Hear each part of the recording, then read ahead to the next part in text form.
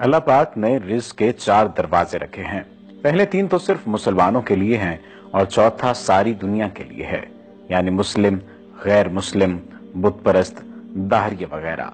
रिज़्क़ हासिल करने का सबसे पहला दरवाजा नमाज है। जो शख्स भी नमाज का एहतमाम करता है, अल्लाह पाक उसको बरकत वाला रिज़्क़ अता फरमाते हैं। एहतमाम यह है कि नमाज के वक्त से पहले या वक्त होते ही उसकी तैयारी में लग जाना और वक्त पर नमाज अदा करना रिज़्क़ हासिल करने का दूसरा दरवाजा इस्तग़फ़ार है।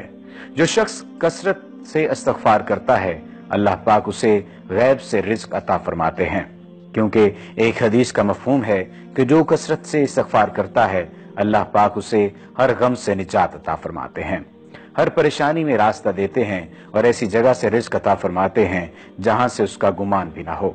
उलमा कराम फरमाते हैं कि कसरत का मतलब है कम से कम 300 मरतबा। तो जो शख्स रोजाना 300 से ज्यादा मरतबा इस्तग़फ़ार करेगा, इंशाअल्लाह उसे बेहतरीन रिज़्क़ मिलेगा। रिज़्क़ हासिल करने का तीसरा दरवाजा तकवा है। तकवा के मानी गुनाहों से बचना है। याद रहे कि मुसलमान के जिम्मा हर नेकी करना नहीं है, लेकिन हर गुनाह से बचना हर मुसलमान के लिए लाजिम है।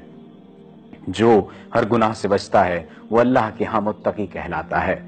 उसका आसान तरीका यह है कि हम हर काम करने से पहले ये देख लें कि इस काम से अल्लाह और अल्लाह के रसूल ने मना तो नहीं फरमाया। अगर मना फरमाया है तो हम रुक जाएं।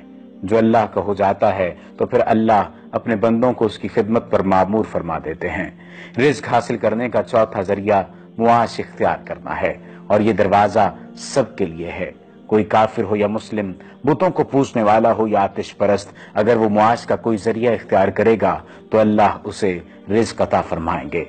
मुझे अफसोस इस बात पर है कि मुसलमानों की अक्सरियत ने पहले 3 दरवाजे भुला दिए और आखिरी दरवाजे को ही लाजमी समझ लिया, जबकि इन 3 दरवाजों से रिज़्क़ हासिल करना बहुत आसान है। यहाँ कोई मेरी बात से ये मतलब ना ले कि मुलाजमत, कारोबार या मुआश का कोई भी दूसरा जरिया जो हमने इख्तियार किया हुआ है उसे छोड़कर बैठ जाएं और काम न करें।